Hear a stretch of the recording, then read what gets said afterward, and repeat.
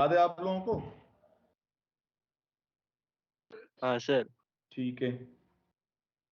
हमने पिछले क्लास में ये फॉर्मूला व्युत्पन्न किया था, उसका पूरा मैंने डिटेल बताई थी। 1/3 रो GS VRM स्क्वायर। स्क्वायर, ये हमने पिछले क्लास में डिराइव किया था। ठीक है बेटा, इस फॉर्मूला। अब इसी से हम आगे बढ़ते हैं। ठीक है, रो क्या है यहाँ पे? पी तो है गैस का दाब,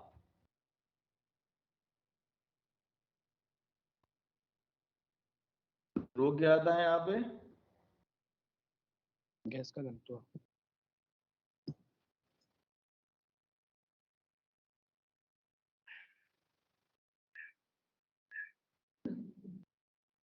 और BRMS क्या था?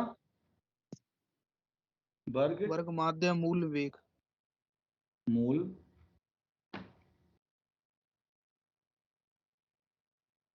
ठीक है भाई, ये तीन चीजें थी। अब मैं कहता हूं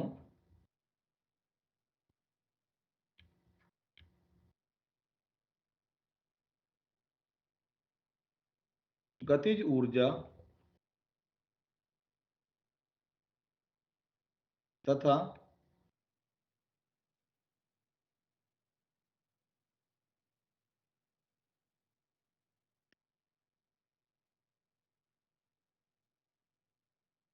तापमान में संबंध, ये हमें निकालना है। तो मान लो मेरे पास कोई गैस है, कोई मेरे पास पात्र है, उसमें अणु है बहुत सारे, सबके द्रव्यमान तो बराबर होंगे V1। इस गैस का तापमान T है, सही है बेटा? T2। हमने मान लिया N अणु है,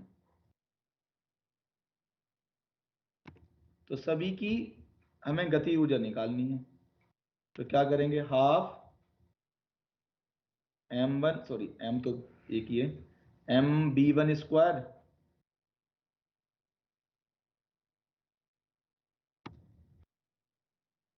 हाफ BN स्क्वायर। ठीक है भाई, ये लिख सकते हैं। तो यहां से मैं क्या करूंगा, पूरे निकाय की अणुओं की गति ऊर्जा हो गई बेटा, स्थानांतरित गति ऊर्जा। अब एक काम कर लेते हैं, यस सर। हाफ एम अब बाहर ले लो, अंदर क्या हो जाएगा? B1 square plus B2 square plus BN square, लिख सकते हैं। अब मैं एक काम और करता हूं,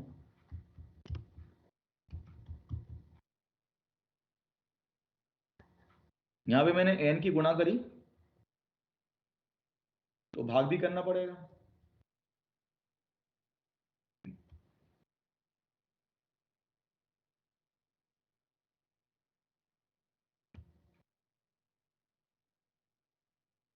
बोलो। अब मैं ये कह रहा था, ये क्या है? BRMS हमने क्या बताया था? √V1 square plus V2 square plus VN square upon N। सही है ना, ये हमने बताया था।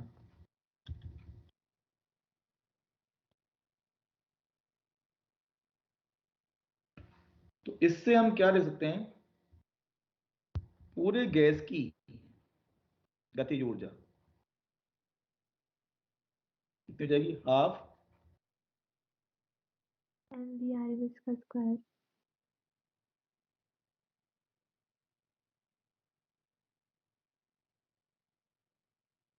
ये क्या है? अणु का द्रव्यमान,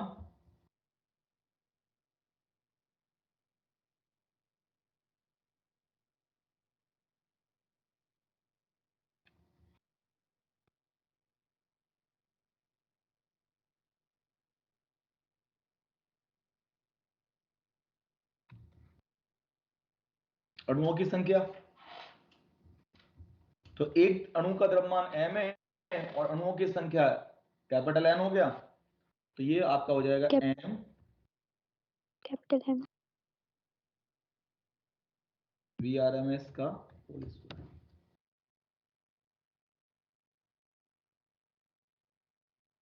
ये m क्या हो गया बेटा? गैस का कुल n द्रव्यमान। अणु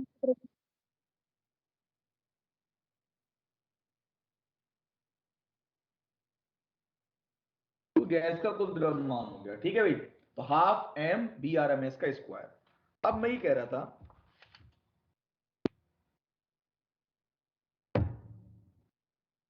हम क्या लिखेंगे? हमारा जो फॉर्मूला था थर्ड, रो VRMS का स्क्वायर। मैं रो को क्या लिखूं बेटा? m by v। m/v। m gas का द्रव्यमान बटे गैस का आयतन। Yes sir. VRMS square. सही है ना? अब एक काम कर लेते हैं, इसमें 2 से ऊपर गुणा करी, 2 से नीचे हमने कर दिया, और ये हो जाएगा 1/2 m,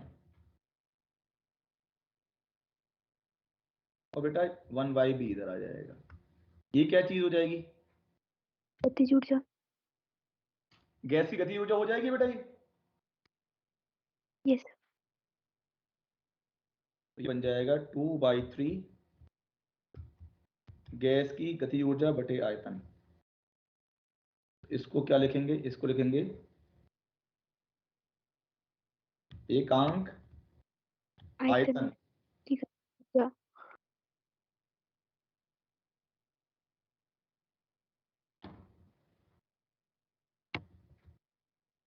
गतिज ऊर्जा।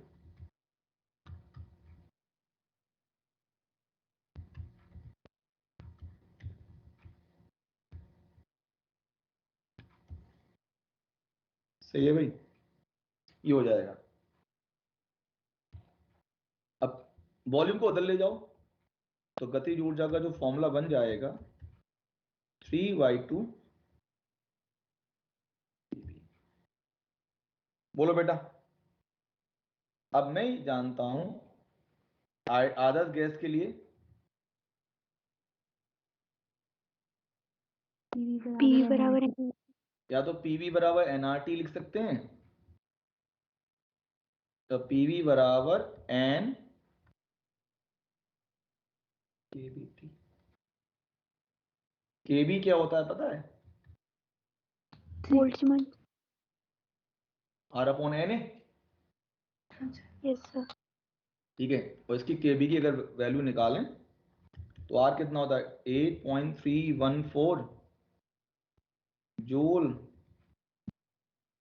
पर मोल पर केल्विन, और Na क्या था? 6.023 इंटू 10 की पावर 23। 23। और निकल के कितना आता है पता है? 1.38 इंटू 10 की पावर -23 जूल पर केल्विन। बोलो बेटा। Yes sir. तो हम ये कह सकते हैं कि हमारे पास काइनेटिक एनर्जी वाला जो फॉर्मूला है वो 3/2 PV का मतलब क्या लिखेंगे? N KBT। तो मुझे ये बताओ, काइनेटिक एनर्जी किस पे डिपेंड कर रही है? टेम्परेचर पे डिपेंड कर रही है, नहीं कर रही है? हाँ सर। Yes sir. ये समझना है हमें। अब देखो, काइनेटिक एनर्जी हमारे निर्भर कर रही है, तापमान बढ़ेगा तो काइनेटिक एनर्जी बढ़ जाएगी। गैस के, ये है गैस की संपूर्ण गैस की गतिज ऊर्जा है।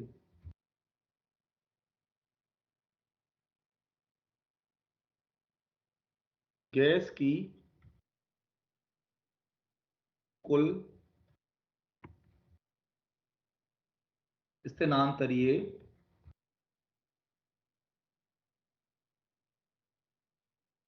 गतिज ऊर्जा। गैस की कुल स्थानांतरित गतिज ऊर्जा 3/2 N KBT। N क्या है? अणुओं की संख्या है। अब मैं कर रहा हूं, गैस के एक अणु की बताओ, गैस के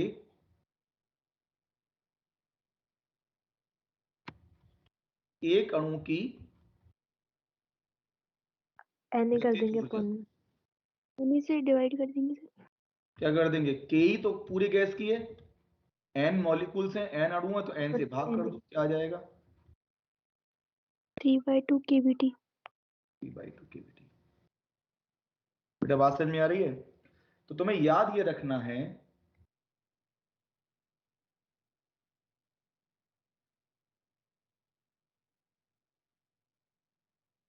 समान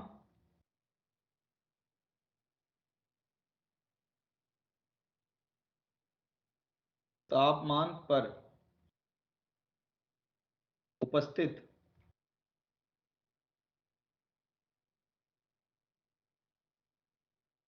सभी गैसों के सभी गैसों की सभी गैसों के अणुओं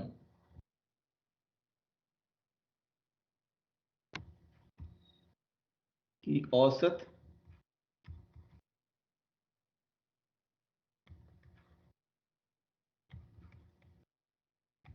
स्थानांतरीय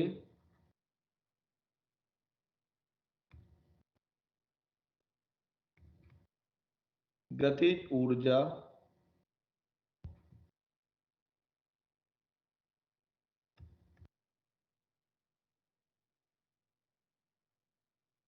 समान होती है। कोई भी गैस हो अगर समान तापमान पर है तो अणुओं की सभी अणुओं के सभी गैसों के अणुओं की औसत स्थानांतरीय गतिज ऊर्जा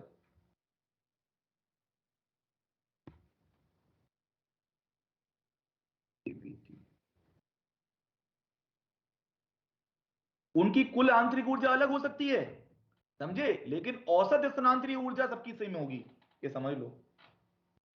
बात समझ में आ रही है? अब एक क्वेश्चन करते हैं इसमें। मान लो कर रहे हैं,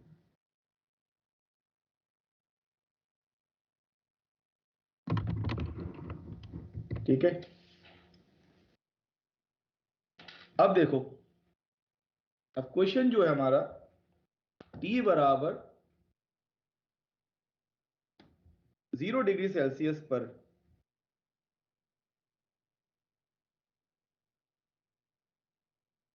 ज्ञात करो नंबर 1 O2 गैस के अणुओं की गतिज ऊर्जा की बात कर रहे हैं। बात समझ में आ रही है? और दूसरा में निकालना है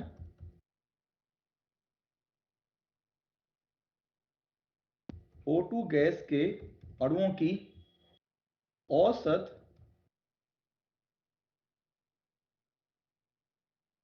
स्थानांतरीय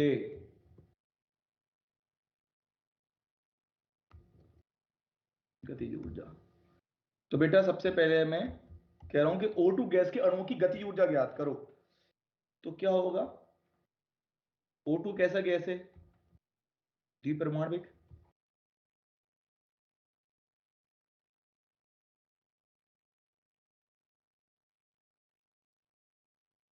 डिग्री ऑफ फ्रीडम कितनी होती है 5। ये सब तो गैस की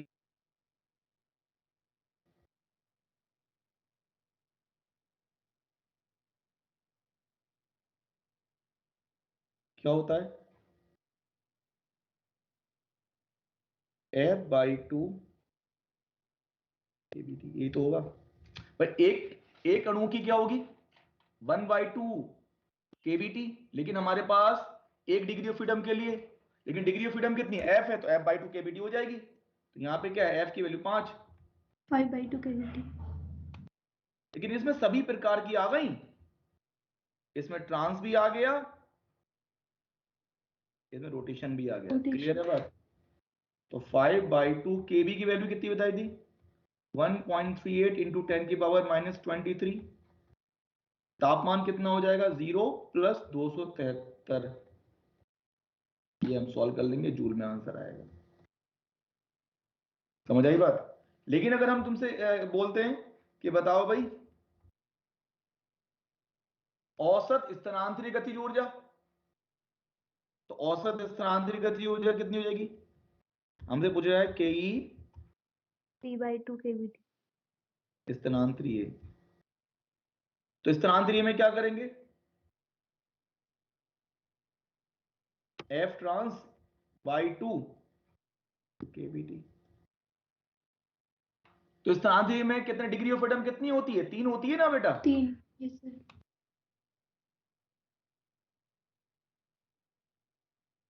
तो कैसी कोई भी अणु हो, स्थानांतरीय कैसी भी गैस हो, स्थानांतरीय गति ऊर्जा तो 3/2 केवीटी होगी।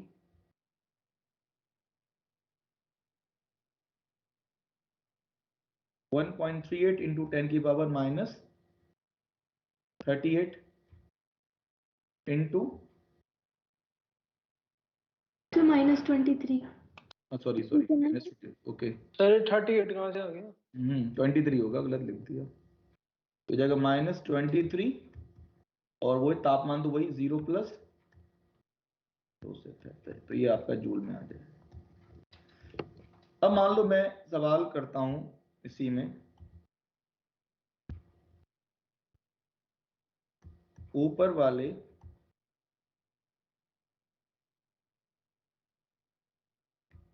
प्रश्न में हमें निकालना है, एक सेकेंड,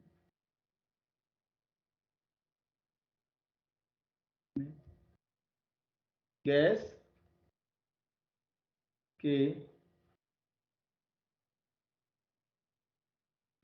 अणुओं की औसत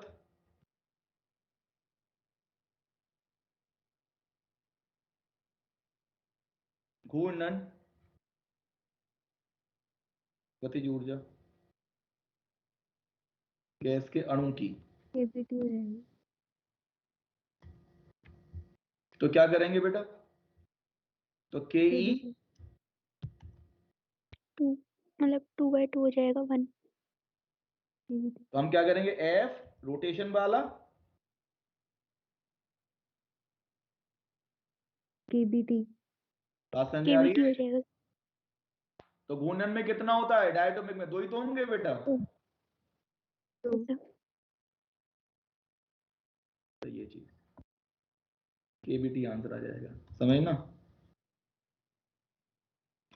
केबी की वैल्यू 1.38 इंटू 10⁻⁻,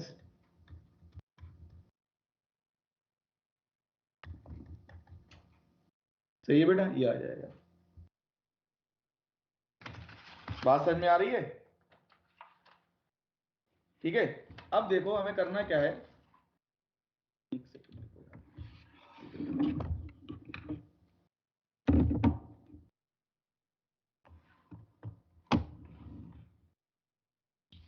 अब याद करना है, एक सेकंड रुकना।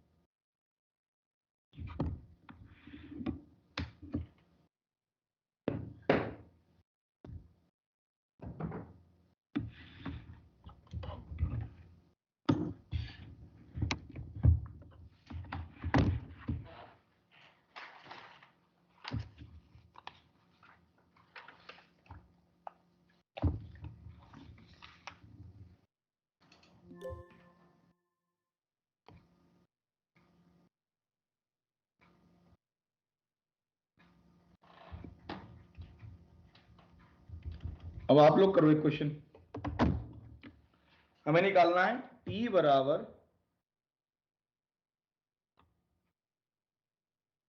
27 डिग्री सेल्सियस पर, T बराबर 27 डिग्री सेल्सियस पर नियोन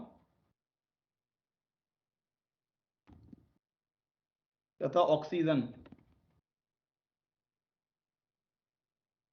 के लिए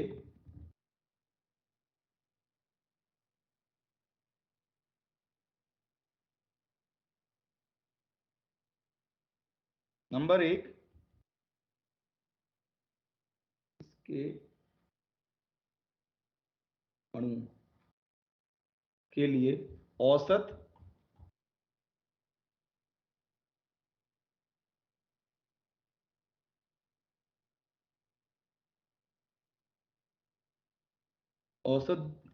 गतिज ऊर्जाओं का अनुपात।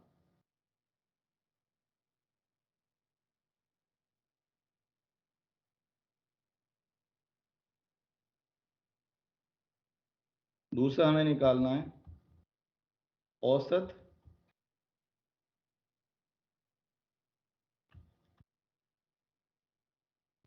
स्थानांतरीय गतिज ऊर्जा का अनुपात। कितने पे? 27 पे, दोनों के 27 पर है। 6:1 आएगा क्या? तो 3:5 पहलेगा सर। 3:5 नियोन 5/3 तो अभी निकालना है इसका नियोन का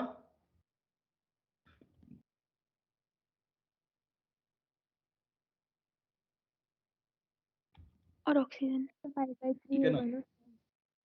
3/2 और 5/3। एफ तुम्हारा neon into KBT, F/2 oxygen KBT. बात समझ में आ रही बेटा? तो केबीटी ठीक है। के जाएगा तो क्या आ जाएगा?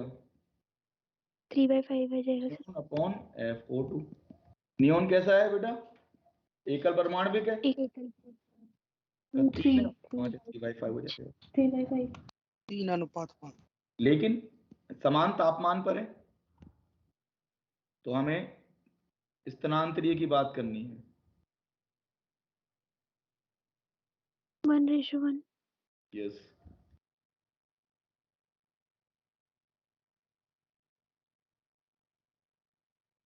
तो क्या होगा बेटा? इसमें तो वही होगा हमेशा 3/2 KBT केबीटी डिवाइडेड बाय क्या हो जाएगा? 3/2। 3/2। समझ आई बात? अब देखो,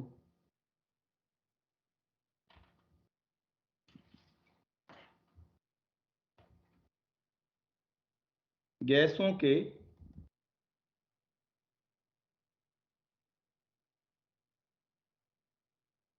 विभिन्न वेग क्या होगा देखो।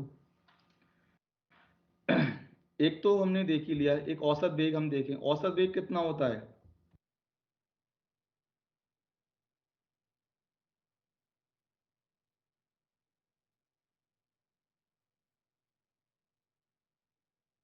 गैस है, एक इधर जाएगा, एक इधर जाएगा, फिर एक इधर जाएगा, इधर जाएगा, ये zigzag motion.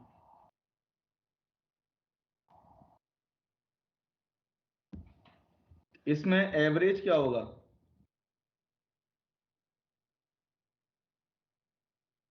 V1 plus V2 plus V3 dash dash dash VN। V upon N। Vector है बेटा, ये जीरो आ जाएगा। औसत वेग जीरो होगा, मतलब ये हो गया कि अगर आप देखो, एक हमने अनुप्रस्थ ले लिया, जितने अणु इधर जाएंगे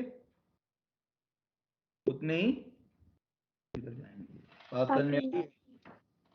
तो विस्थापन जीरो हो जाएगा, जितने इधर जा रहे होंगे उतने ही इधर आ रहे होंगे। औसत वेग जीरो। लेकिन अगर औसत चाल की बात करें,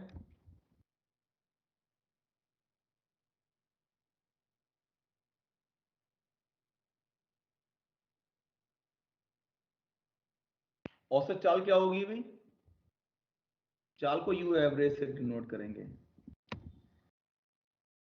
और ये हो जाता है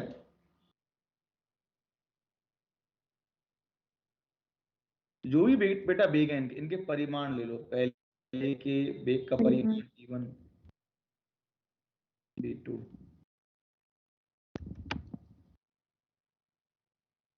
इनके वेगों के परिमाण का औसत ले लो, क्या जाएगा? समझे? और जो फॉर्मूला होगा इसका, भाई एक फॉर्मूला तो इनका हो जाएगा 8 P Y 85 pi P by 2, एक फॉर्मूला ये हो जाएगा। और हम जानते हैं पीबी बराबर क्या होता है बेटा, एनआरटी, एनआरटी ठीक है ना। और एन का मतलब गैस का द्रव्यमान बटे मोलर द्रव्यमान, ठीक है। तो P एम डब्ल्यू मतलब मोलर द्रव्यमान है बेटा।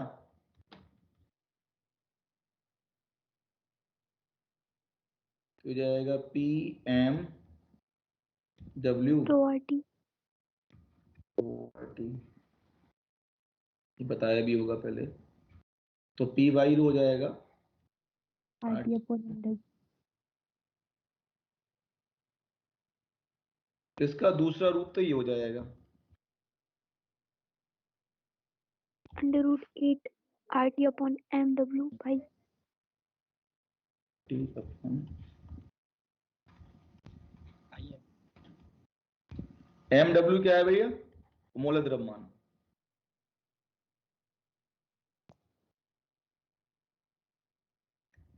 जैसे H2 गैस लेते हैं, H2 का एम डब्ल्यू बताओ कितना होगा, 2 2 ग्राम, समझे। 2 ग्राम। ग्राम लिखना जरूरी है, फिर उसको केजी में कन्वर्ट। O2 का मोलर द्रव्यमान 32 ग्राम। 32 ग्राम, 32 ग्राम। समझे बेटा, ये चीज हमें समझना है। अच्छा, इसका एक फॉर्मूला और होता है, दूसरे फॉर्म में हम लिख सकते हैं 2 AMU और 32 AMU। नहीं, इसको 8 RT की जगह लिख सकता हूँ KBT upon pi I M. M. यहाँ पे एम क्या है,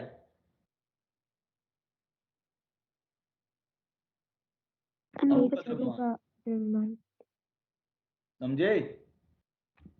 यहाँ पे एम क्या हो अच्छा गया बेटा, अणु का द्रव्यमान है, ये समझ लो। तो इस फॉर्म में दे रहे, तो ये तीनों ही फॉर्म याद रखनी पड़ेंगी हमें, KBT बाई एम। अब देखिए, फिर हमारे पास दूसरा वो था वर्ग माध्य मूल, तुम्हें पता ही है।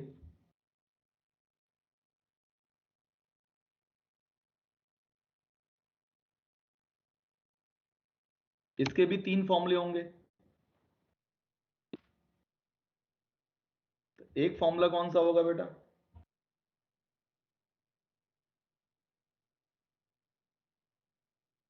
Under root 3R2 upon M, है ना, एम डब्ल्यू। दूसरा कौन सा होगा, √3 KBT upon M। 3KBT बटे स्मॉल एम, और वही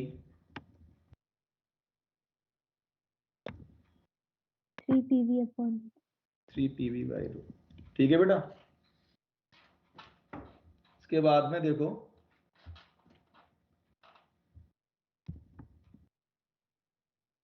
इसको क्या बोलते हैं, मोस्ट प्रोबेबल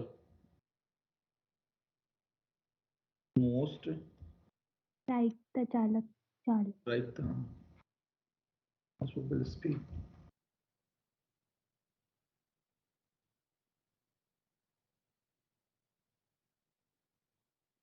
अधिकतम प्रायिकता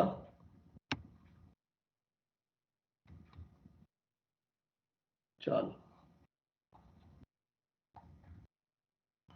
अधिकतम प्रायिकता चाल का मतलब ये हो गया, जैसे सैंपल है, उसमें बहुत सारे अणु हैं, तो एक अणु की चाल है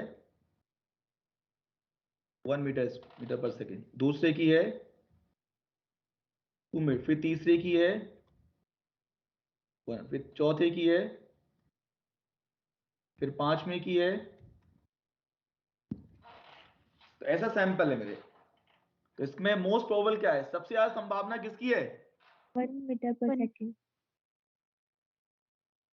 तो उसको एमपी से नोट करेंगे, हो जाएगा बेटा 1 मीटर पर सेकेंड। समझ आई बात। और फॉर्मूला क्या है इसका,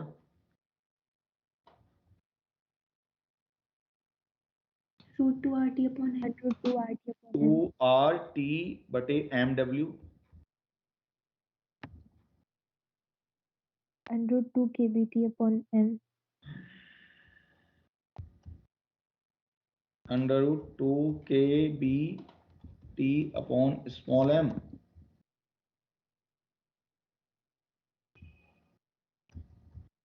√3 P/ρ. 2 P/. P/ρ. समझे? अब एक फॉर्मूला, एक ट्रिक है इसमें, रैम्स। ठीक है, रैम्स क्या है? आर का मतलब है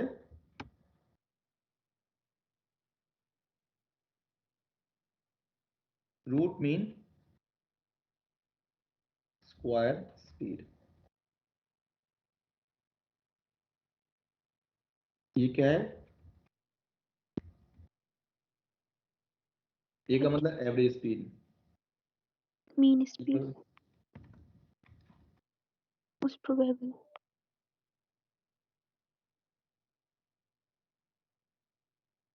और ये है speed of sound. Speed of sound होता है, इसमें फॉर्मूला लिख रहा हूं यहाँ पे, आगे जाएगा तो बताएंगे, gamma R T upon M. समझे? बाकी हमने सब लिख लिया। तो मैं ही कह रहा था सबसे ज्यादा स्पीड ऑफ क्या है सर? स्पीड ऑफ बेटा कौन सा? Last Speed of Speed of sound. Speed of sound. Speed of sound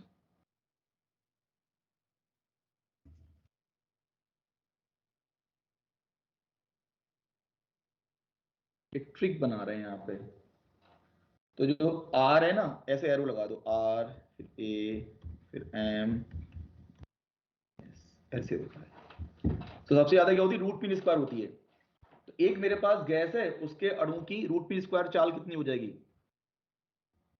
मैं लिखता हूं 3 RT/mw।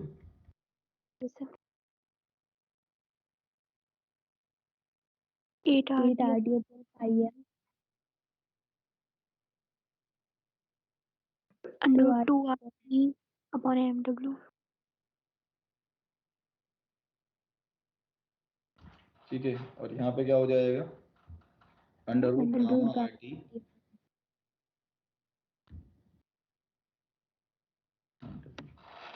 ये होता है। देखो ये RT/mw चला जाएगा √3। तुम ये चेक कर सकते हो, Bye. ज्यादा होगा, इससे ज्यादा होगा, और ये क्या और इतना? Root gamma. समझे? ये ऐसे आता है। क्लियर है बात? अगर इसकी जो वैल्यू आ जाएगी 1.42 होगी, सही है ना? और गामा क्या होता है? 2 के बीच में, 2 से कम होता है गामा। गामा जो है 1 से बड़ा होता है, 2 से छोटा होता है। समझे? इसका मतलब मैं ये कह सकता हूं कि इसका जो अंडर रूट लूंगा मैं, छोटा ही तो होगा।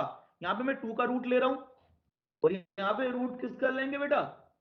एक ऐसी संख्या का जो 2 से छोटी हो।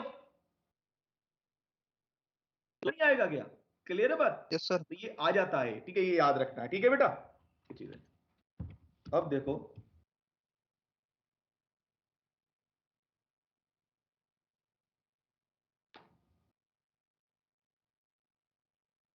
मिक्सचर की बात कर लेते हैं।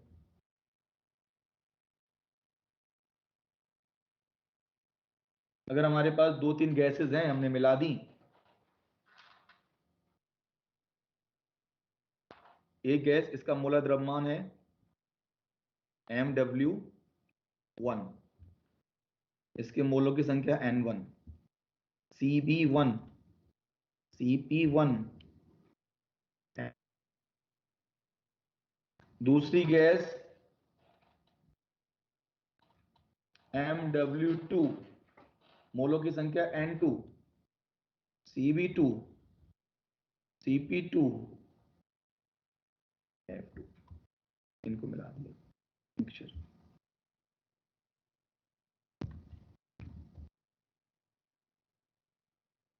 तो ये जो मिक्सचर है इसके लिए निकालना है, क्या निकालना है? जैसे हमें नंबर 1 मोलर द्रव्यमान निकालना है मिक्सचर का, N1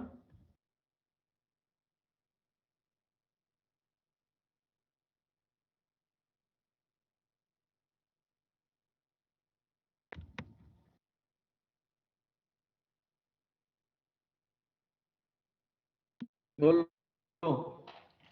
N1 M1 plus N2 M2 divided by N1 plus N2, ये क्या मोल है बेटा?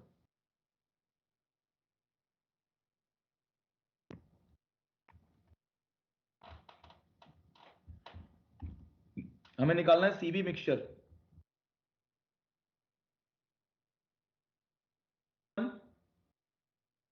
CB1 N2 CB2 अपॉन में क्या आ जाएगा?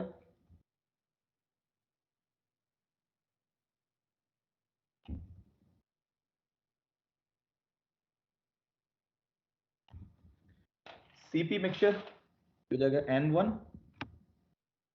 CP1 N2 CP2 बटे में क्या हो जाएगा बेटा? N1 plus M2। अगर मुझे गामा मिक्सचर निकालना है तो मैं क्या करूंगा बताओ?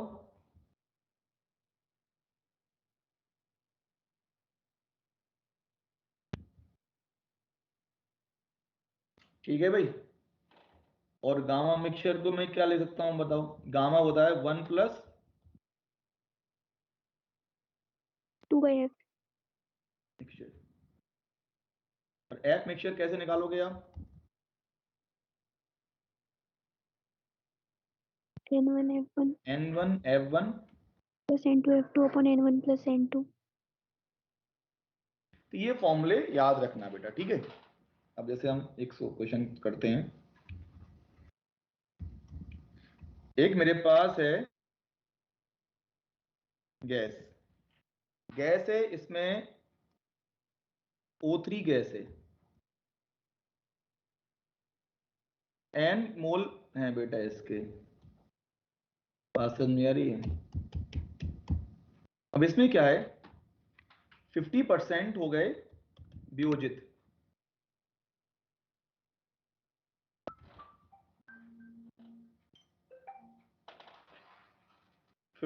हो गए वियोजित किसमें?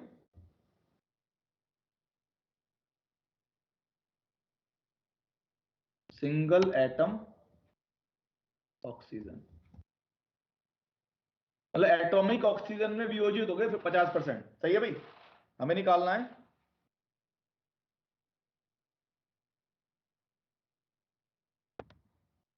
अंतिम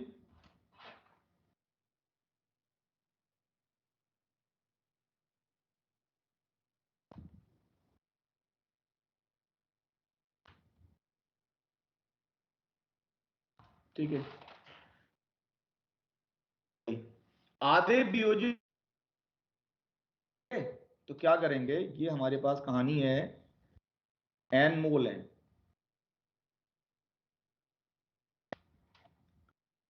अब क्या करा हमने, इसके दो पार्टीशन कर लिए हमने। N/2 मोल कौन से हैं? वो तो O3 के होंगे। अब मेरे पास O3 एटॉमिक ऑक्सीजन में बदल गया,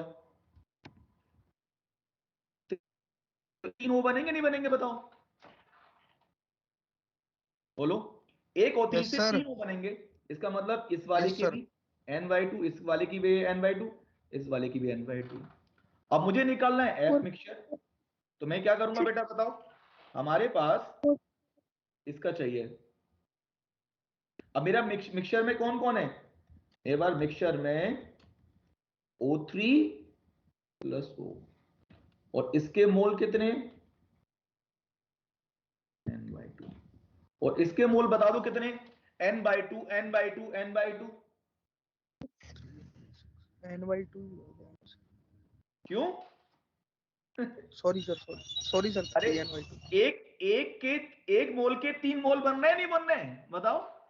यस सर, वो थोड़ा गलती हो गई सर। सही है ना? अब लगा देंगे फॉर्मूला, फॉर्मूला हमारे पास क्या है? N1 F1 ये लगा देना बेटा।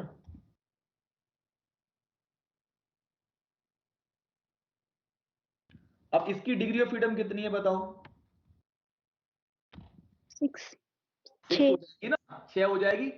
6 भाई क्यों 6 होगी? क्योंकि ट्राइटोमिक वाला हो जाएगा ना ये। राइट ट्राइटोमिक सर 3 तो वो तो होनी है, और 3 तुम्हारी घूर्णन वाली ही होनी है। बोलो बेटा। और इसमें कितना हो जाएगा? F2 बराबर कितना हो जाएगा? 3। सही है ना? अब रख दें वैल्यू।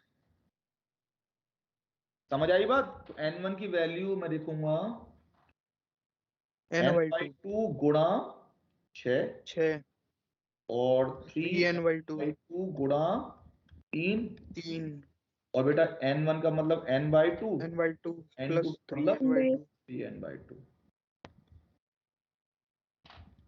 तो 3N/2 है ना, तो हो जाएगा 9N/2। और ये हो जाएगा 4N/2 है ना, 4N 2N हो जाएगा ये तो N से N कट जाएगा। 3/2 प्लस N/4।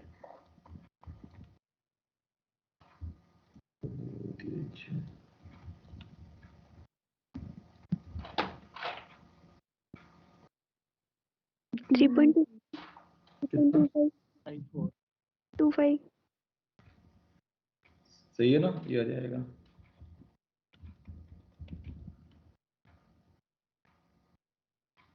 3.25 3.4 थी, अब आ रहा 3.25 आ रहा। बोलो। नहीं 3.25, 3 पंजे 15। सर नहीं 3.5 नहीं ना, 4 4 थी, अब 3.5 तो 3.6 3.75 आएगा 3.75 आएगा। 3.75 3.375 देखो भाग करके। 3.5 है सर। 75 आ रहा है सर क्या? 3.75 हाँ सर 0.75 है सर। अरे यार कर लो भाग यार इसमें, जो भी है इतना आ जाएगा, ठीक है 3.6 जो भी है। 3.75 अब देखो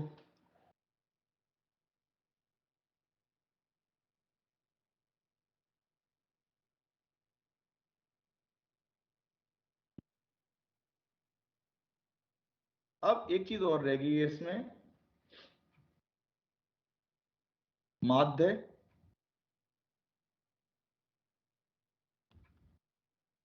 मुक्त पथ।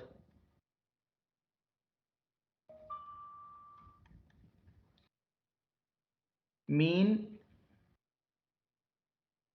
Free path.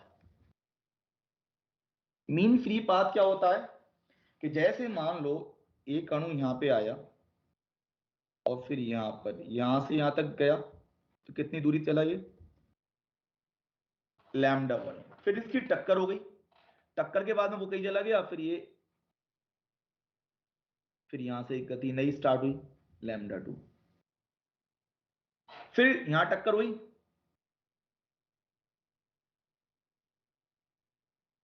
फिर यहां पे हुई λ4।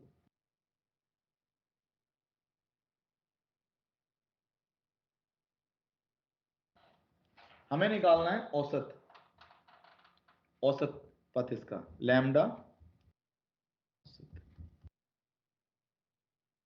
λn λ1 वो पथ है, मुक्त पथ है, मतलब जब टक्कर नहीं हो रही है। जब तक टक्कर नहीं हो रही है तो कितनी दूरी चला? पहला वाला अणु चला λ1, दूसरा वाला चला λ2। औसत क्या आएगा? λ1 plus λ2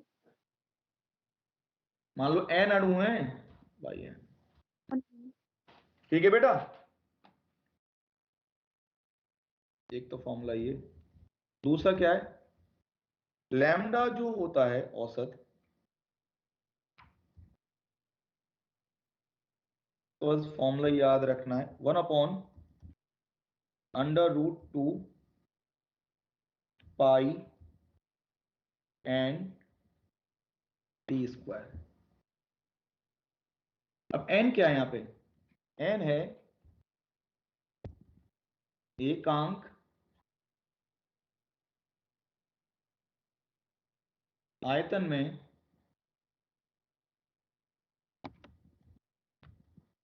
अणुओं की संख्या। बी क्या है?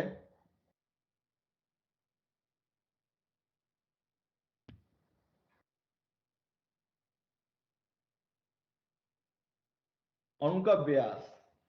ठीक है बेटा, जो डायमीटर है अणु की वो है।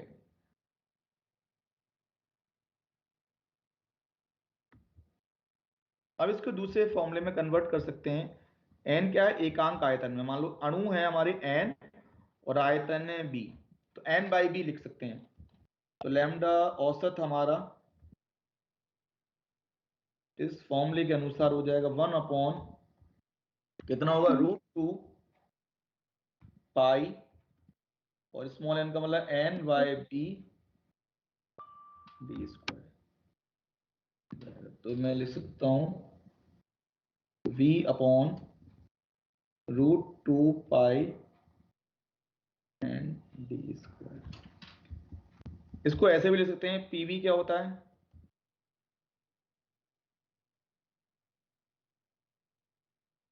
एन के बी टी। तो यहां से एन बाई बी की वैल्यू में क्या लिखूंगा? पी अपॉन के बी टी। तो यहां से एक फॉर्मूला इसमें ये भी कन्वर्ट कर सकते हैं।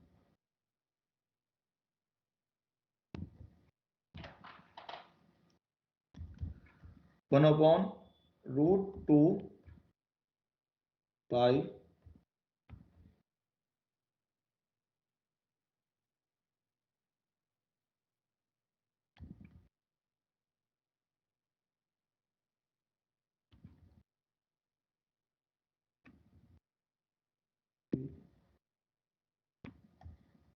के बी टी ये आ जाएगा।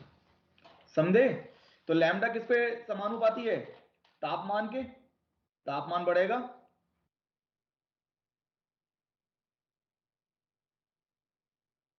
तापमान के समानुपाती है। दाब के इनवर्सली प्रोपोर्शनल है 1 अपॉन डी स्क्वायर। बोलो बेटा।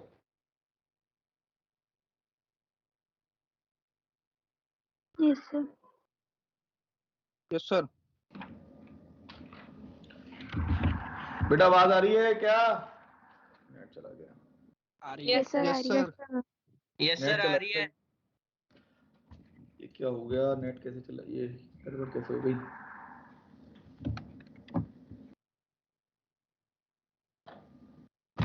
आगे आगे आगे। अब मॉड्यूल निकालो जरा। मॉड्यूल में देखो क्या क्या निकालिए। करना।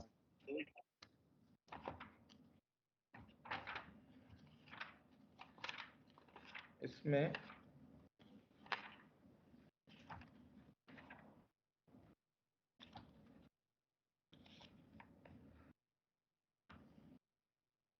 एक क्वेश्चन कर लें मॉड्यूल का।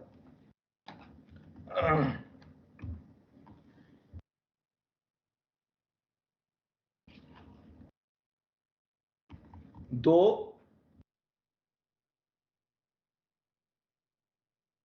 गैसों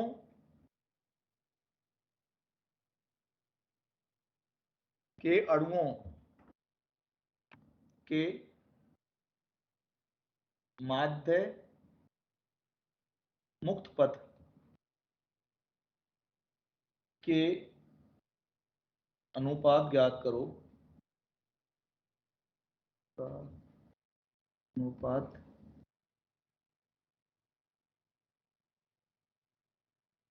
ज्ञात करो यदि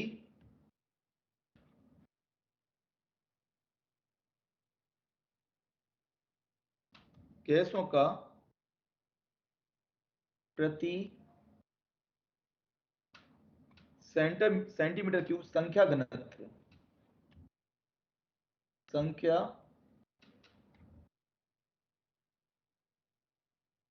घनत्व का अनुपात हमें दे रखा है 5:3 तथा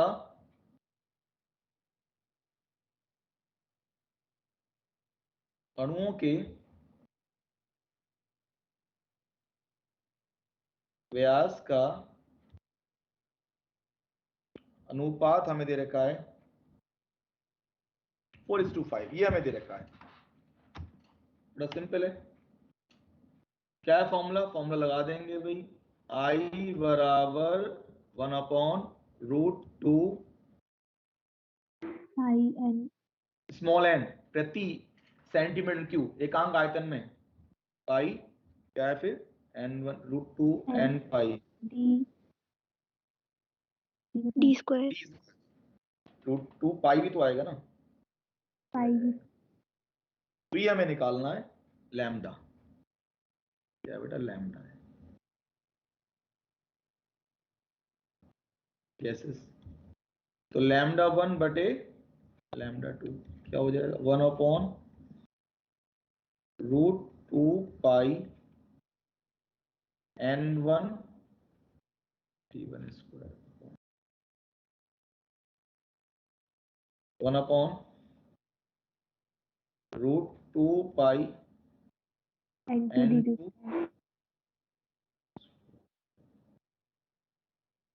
जगह n2 अपॉन में क्या आ जाएगा? t2 D2 upon D1 तो हमें क्या दे रखा है? हमें दे रखा है n1 अपॉन n2, समझे? ये हमें n1 अपॉन n2 दे रखा है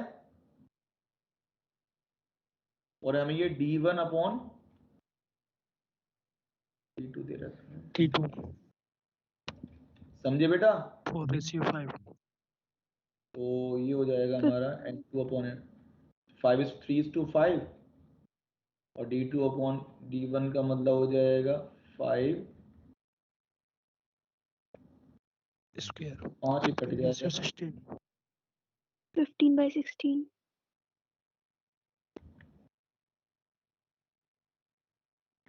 समझे? Yes, sir. Yes, sir. अब तुम ना Yes, sir. इसके क्वेश्चन कर लेना। बोलो बेटा। Yes sir, कर लेंगे। इसके क्वेश्चन कर लेना। अब तुम्हें करना क्या है? तुम वो मॉड्यूल निकाल लो अपना, उसमें इसके क्वेश्चंस निकालो, थर्मो के निकालो।